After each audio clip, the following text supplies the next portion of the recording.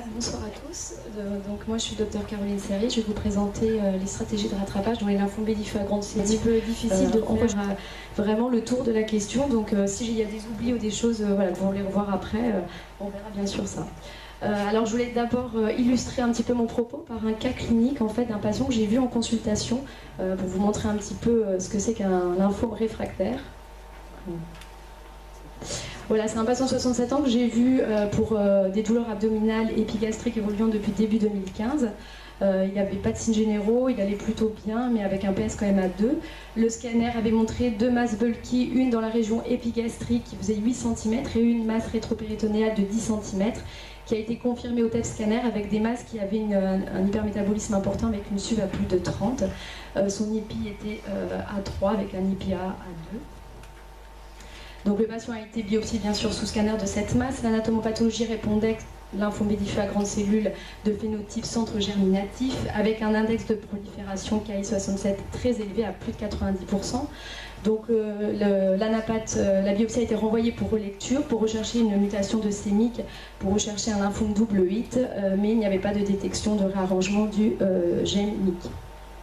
Donc le patient a été traité en première ligne par du R-CHOP avec 4 PL prophylactiques. Le bilan d'évaluation après 4 cycles montrait malheureusement une diminution de taille des masses, mais un hypermétabolisme qui restait très important au-dessus de 30.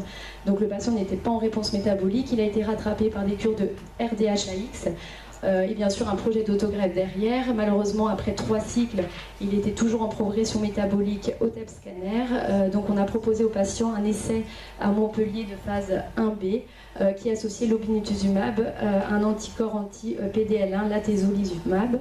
Malheureusement, après 4 cycles, le patient était toujours en progression tumorale. Donc là, c'était sur le scanner où il avait progressé de plus de 153%. Donc on l'a repris en charge, on a fait une 4e ligne par RICE. Après 2 cycles, il persistait toujours des masses hypermétaboliques qui avaient augmenté de volume et augmenté en intensité.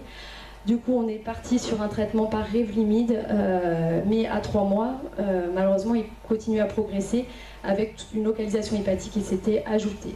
En sachant que c'est un patient qui continue à être plutôt en bon état général malgré les énormes masses. Il n'y avait que peu de symptômes cliniques. Enfin, une 6e ligne un peu voilà, de sauvetage a été fait par bendamustine, malheureusement qui s'est également soldé par un échec. Étant donné qu'il restait en état général plutôt correct et qu'il était voilà, plutôt jeune, on lui avait proposé éventuellement de faire des inhibiteurs de BCL2 ou des inhibiteurs de BTK, mais le patient a refusé en fait le traitement et malheureusement il est décédé il y a quelques semaines. Donc les questions soulevées par ce cas, c'est savoir reconnaître le plus tôt possible les lymphomes B diffus à grande cellule de haut risque, pouvoir du coup proposer l'autogreffe chez les patients jeunes, car on sait que le pronostic est très sombre chez les patients qui ne peuvent pas bénéficier de la greffe. Il est important aussi bien sûr de connaître le sous-type moléculaire, mais maintenant qu'on a de façon systématique en anatomopathologie, car ces lymphomes ne vont pas avoir le même pronostic, on va le voir dans les diapos suivantes. Et enfin, il faut proposer dès que possible un essai thérapeutique chez ces patients complètement réfractaires, car avec la chimiothérapie standard, on arrive souvent à aucun résultat. Donc juste une slide très rapide, les lymphomes B diffus à grande cellule, c'est 90% des lymphomes agressifs, 30 à 40% des lymphomes non-Hodgkiniens nouvellement diagnostiqués. De nombreuses entités selon l'OMS 2008 et 2007 dont Vanessa nous a parlé. Il y a vraiment une grosse hétérogénéité des lymphomes B diffus à grande cellule. On dit qu'il y en a plusieurs parce que c'est vrai qu'ils ne s'expriment pas forcément de la même façon et surtout ne répondent pas du tout de la même façon. Il y a environ 60% de réponses au traitement de première ligne par R-CHOP, mais il faut savoir qu'il y a quand même un tiers des patients qui vont être réfractaires primaires ou qui vont rechuter après un traitement de première ligne. Donc là, je vous ai mis juste une slide qui définit un petit peu ce qu'est le terme réfractaire et en rechute. Alors, en fonction des études, ça varie un petit peu. Le terme en rechute, c'est que c'est un patient qui a obtenu une rémission complète, une réponse complète, et qui donc évolue par la suite, contrairement aux patients réfractaires qui, soit on continue à progresser après le traitement, soit ont une rechute à moins de 1 an de la première ligne. Et on sait que ces patients, malheureusement, vont avoir une survie assez catastrophique, comme vous le voyez sur les courbes. Donc il va falloir proposer quand même une stratégie plus importante et plus forte. Après, les patients qui sont réfractaires, c'est-à-dire quand on refait le TEP scanner, on voit que la tumeur est toujours là avec une fixation toujours intense, il faut se poser la question de est-ce que c'est toujours le même lymphome ou est-ce qu'il n'y a pas quelque chose d'autre. Donc c'est vrai que idéalement, il faudrait aller rebiopsier à chaque fois ces patients pour voir s'il n'y a pas quelque chose d'autre. Comme l'a dit Friedberg en 2011, vous pouvez avoir aussi d'autres pathologies. Alors c'est vrai qu'avoir deux pathologies, c'est un peu... mais voilà, il peut avoir des problèmes infectieux, sarcoïdose, d'autres cancers. Et aussi, ce qui est important, c'est que certains patients qui ont des lymphomes agressifs ont des lymphomes de bas grade sous-jacent, et c'est important aussi de voir si le lymphome de bas grade ne s'est pas de nouveau exprimé, en sachant que c'est vrai qu'avec les SUV au TEP scanner, on arrive quand même à faire un peu la part des choses. Si les SUV, comme mon patient, restaient très très importantes, c'est un lymphome indolent, ça paraît quand même peu probable, mais c'est vrai que si on peut, il faut réussir à rebiopsier les patients réfractaires. Donc au niveau des stratégies de rattrapage, chez les sujets jeunes, très important, c'est l'autogreffe dès qu'on peut. Et chez tous les patients, si possible, essayer de les inclure dans des essais thérapeutiques. Donc il y a eu 2 études importantes qui ont été publiées dans les lymphomes en rechute ou réfractaires. Il y a l'étude PARMA qui avait inclus 215 patients. Alors c'était des patients qui étaient uniquement en rechute, c'est-à-dire qu'ils avaient répondu, donc ils n'avaient pas pris en compte les patients réfractaires. Donc ils avaient été randomisés en 2 bras, des patients qui avaient reçu que de la chimiothérapie standard avec 6 cures de DHAP, et d'autres patients qui avaient reçu 2 DHAP, et s'ils étaient en bonne réponse, ils étaient autogreffés. Donc on voit clairement qu'en survie globale et en survie sans événement, les patients qui ont été greffés ont une meilleure réponse avec une survie globale de 53% contre 32% chez les patients qui avaient reçu que la chimiothérapie conventionnelle, et de même que l'EFS était bien meilleur à 46% versus 12% pour les patients qui avaient reçu juste la chimiothérapie. Bien sûr, ces différences étaient significatives. Une deuxième étude qui a été publiée un peu plus récemment, l'étude Coral, où là il y a eu à peu près 400 patients qui ont été inclus. Donc ils étaient randomisés aussi en 2 bras, le bras RICE pour la moitié des patients, le bras RDHAP pour l'autre. En cas de bonne réponse, ils étaient autogreffés, et ensuite il y avait une deuxième randomisation avec des patients qui étaient juste observés et des patients qui bénéficiaient d'une maintenance par rituximab. Alors on voit déjà qu'au niveau de la chimiothérapie choisie, RICE ou RDHAP, le taux de réponse global était à peu près le même, 63% pour le RICE, 62% pour le RDHAP. Il n'y avait pas de différence significative entre les 2 bras. De même qu'en termes de survie globale et de survie sans progression, il n'y avait pas non plus de différence significative entre les deux, avec une PFS aux alentours de 37% à 3 ans et une survie globale à 3 ans de 49%. Donc c'était pas significatif. Voilà, ce qui est important aussi de voir, c'est chez ces patients, on sait que les patients qui rechutaient à moins de 12 mois de la première ligne et qui avaient déjà reçu du rituximab en première intention avaient malheureusement un taux de réponse assez catastrophique, avec une PFS à 300 de 26%. Alors c'est vrai que maintenant, on a, de toute manière, on n'a que des patients qui ont reçu du R-CHOP en première ligne. C'est vrai que l'étude avait été faite au moment où le rituximab commençait seulement à arriver, donc il y avait encore des patients qui avaient eu juste du CHOP. Voilà, ça résume juste les résultats, où il y a à peu près 50% des patients qui répondaient au traitement de rattrapage et qui avaient pu bénéficier de la greffe. Alors ensuite, Catherine Thieblemont avait utilisé les résultats du Coral pour publier dans le JCO en 2011 et de voir en fait la réponse à la chimiothérapie en fonction du sous-type moléculaire du lymphome. Donc vous avez à gauche sur la colonne A et C, c'était les patients qui étaient traités par du RDHAP, et B et D, c'était les patients qui étaient traités par du RICE, et on voit clairement que les patients qui étaient traités par RICE, que le type soit de type GC ou non GC, il n'y avait pas de différence significative en termes de survie globale et de survie sans progression. Par contre, les patients qui avaient reçu du RDHAP, les patients qui étaient de type non GC répondaient moins bien, avaient une PFS et une OS moins bonne que les patients qui étaient de type GC.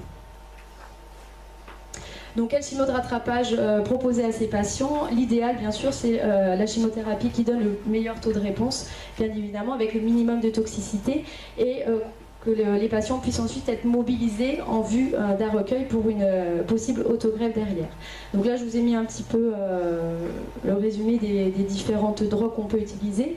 Généralement, c'est à base d'aracitine haute dose, donc soit du RDHAP, du RDHAX. Nous, ce qu'on fait à Perpignan, c'est du RDHAX.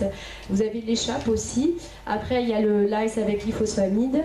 Le RGMOX, ça, on l'utilise plutôt chez les personnes un peu plus âgées. On remplace l'aracitine par la gemcitabine et la carboplatine ou la cisplatine par l'oxaliplatine, avec des taux de réponse voilà, aux alentours de 60%, avec des survies sans progression pareil. Bon, là, il y avait eu des comparaisons entre R, chimiothérapie, et sans R, donc c'était un petit peu différent.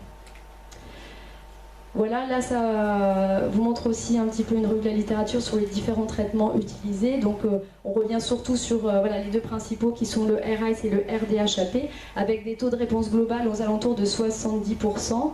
Et des rémissions complètes aux alentours de 50%, avec, si possible, les patients qui étaient autogreffés derrière. Il y avait aussi le RHAP qui était proposé. Voilà, alors pareil, là je vous ai mis un slide mais qui est très logique. La réponse au TEP scanner avant l'autogreffe, bien sûr, si le TEP scanner est négatif avant l'autogreffe, on va avoir une meilleure réponse après l'autogreffe. Donc on le voit avec deux études où la survie globale pour les patients qui avaient un PET négatif était de 100%, alors que le PET qui était positif, les patients avaient une survie globale de 55%, donc de moitié. Pareil pour la PFS, on passe de 100% si le TEP était négatif à 18% si le TEP était positif. Donc c'est sûr qu'il faut, voilà, avant l'autogreffe, la meilleure réponse possible, bien évidemment. Pour les patients qui rechutent après l'autogreffe, il est licite de proposer, si possible, une allogreffe. On sait que ces patients-là ont une survie moyenne qui est assez catastrophique quand ils rechutent très précocement après l'autogreffe. Donc discussion de l'allogreffe, oui, mais pour seulement certains patients, les patients qui rechutent à plus de 12 mois et les patients qui sont dits chimiosensibles. On voit clairement que voilà, il y a un bénéfice à faire l'allogreffe uniquement chez ces patients, avec une PFS qui est moins bonne chez les patients qui sont chimioréfractaires, bien sûr, et qui rechutent précocement à moins de 12 mois.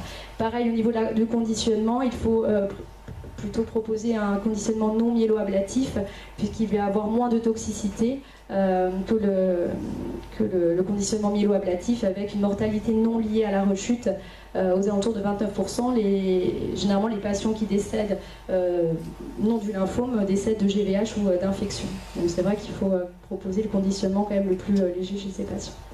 Voilà, les patients non éligibles à l'autogreffe, donc les patients un peu plus âgés, ce que je vous disais tout à l'heure, on peut proposer de la gemcitabine avec l'oxaliplatine, qui donne des taux de réponse plutôt intéressantes aux alentours de 70-80%, en sachant que bon, la réponse complète reste encore assez limitée, avec des survies généralement de 11-12 mois, en fonction un petit peu des articles publiés. Voilà, au niveau des nouvelles molécules, donc c'est là que ça devient un petit peu compliqué d'essayer d'être exhaustif dans tout ça. Bien sûr, j'en ai oublié, je pense qu'on pourra en discuter après. Donc vous avez les anticorps monoclonaux, les inhibiteurs de BTK, les anti-BCL2, et après vous avez les anticorps anti-PD1, anti-PDL1. Donc là, ça vous montre juste les cibles thérapeutiques potentielles d'une cellule lymphomateuse. Donc on va parler d'abord des anticorps monoclonaux, donc les anticorps anti-CD20. Vous avez maintenant, donc bien sûr on connaît tous sur rituximab, et vous avez maintenant les anticorps de deuxième et de troisième génération donc qui sont en train d'être testés, notamment l'obinutuzumab, le GA101, qui a été testé en monothérapie chez les patients en rechute ou réfractaire, qui a été publié dans le JCO, où on voit clairement que la réponse de fin de traitement était aux alentours de 28% chez ces patients, avec une réponse moyenne de 9,8 mois. Voilà, la meilleure réponse globale était aux alentours de 32%.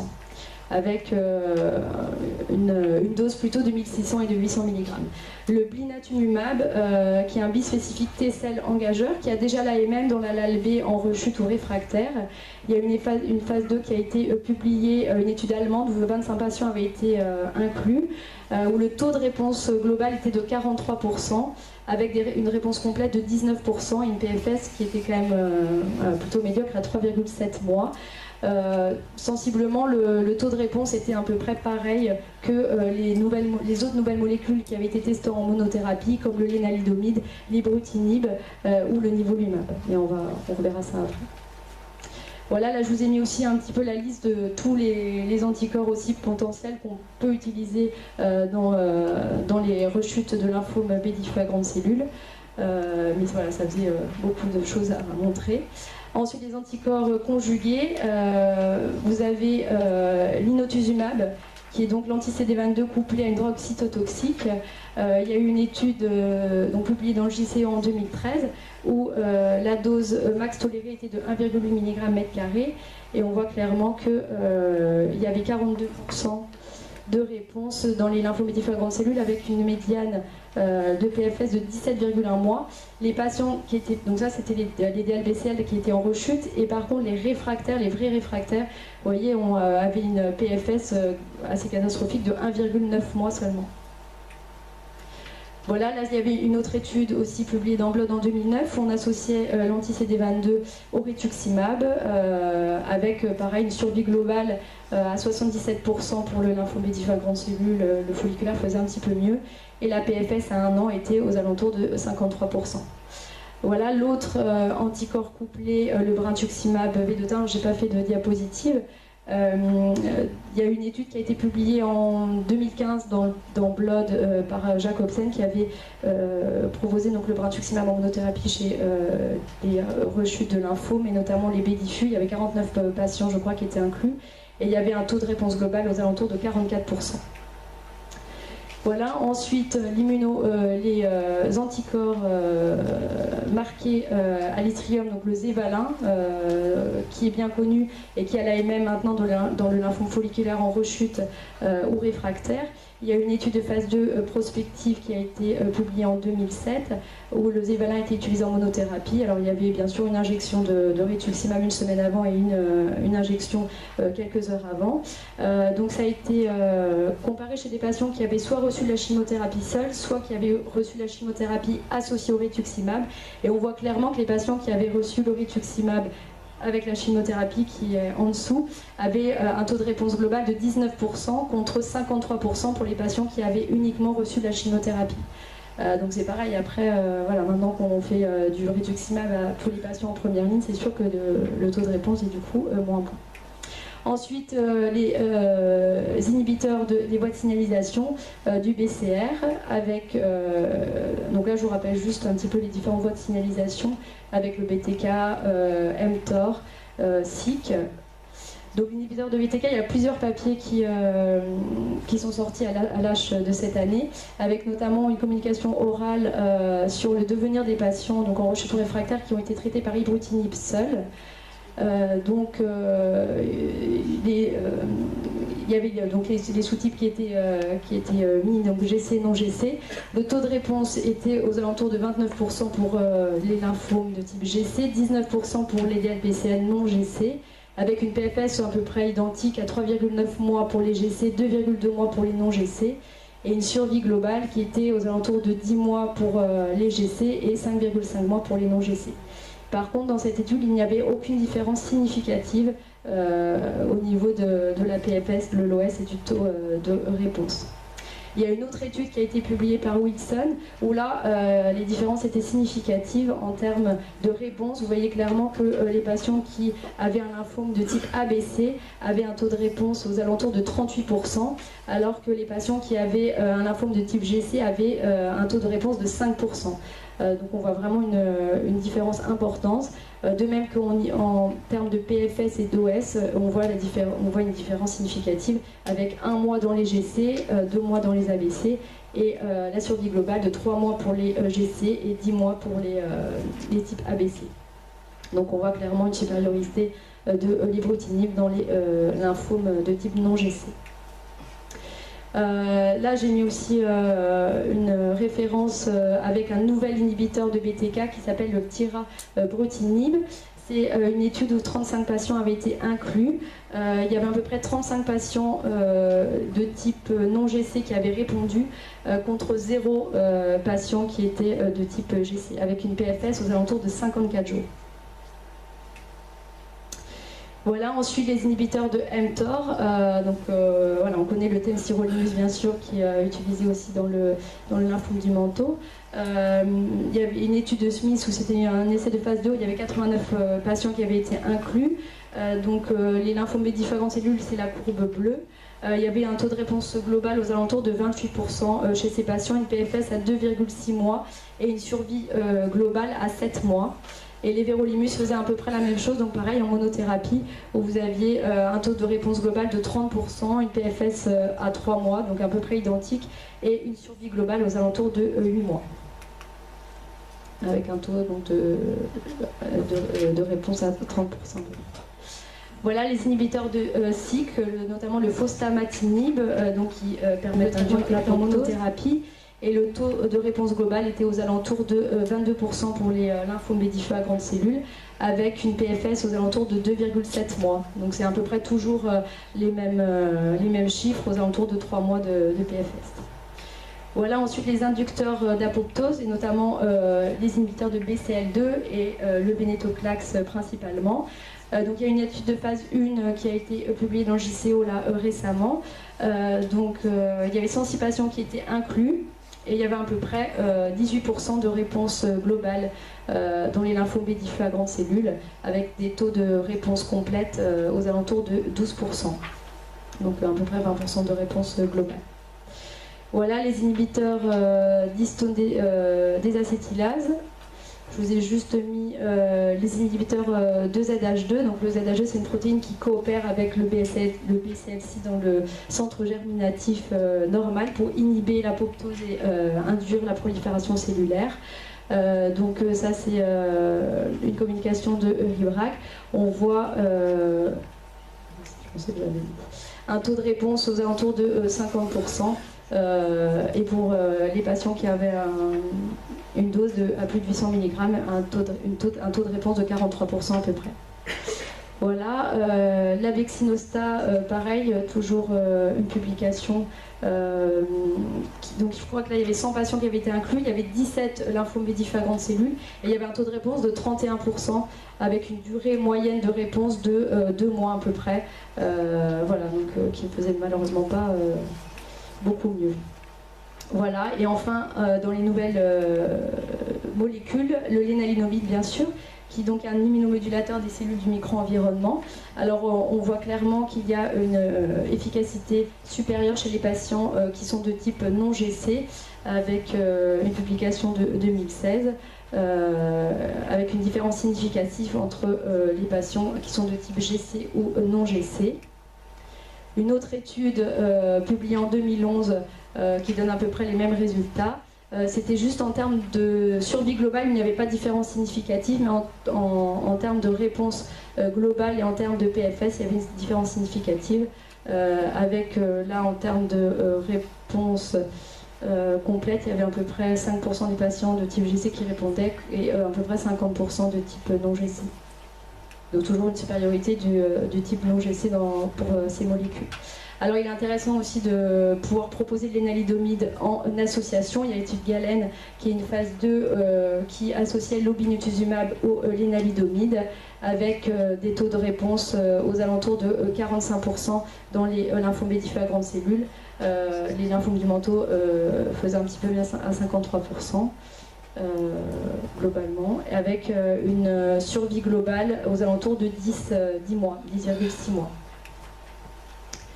Voilà, là vous avez aussi un papier, une communication orale à l'ASH, c'est une phase 1B2 où l'ibrutinib était combiné au lénalidomide et au rituximab chez ces patients donc en rechute ou réfractaire.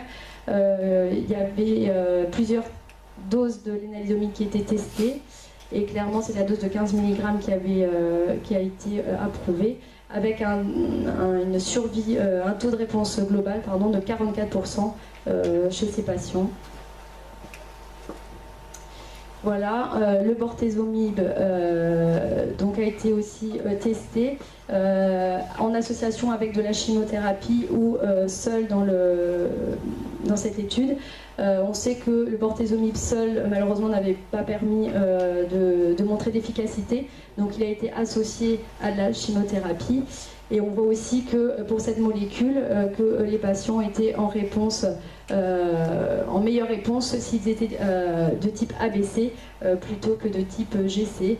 avec une réponse complète de 41% pour les types ABC contre 6% pour le type GC, à peu près.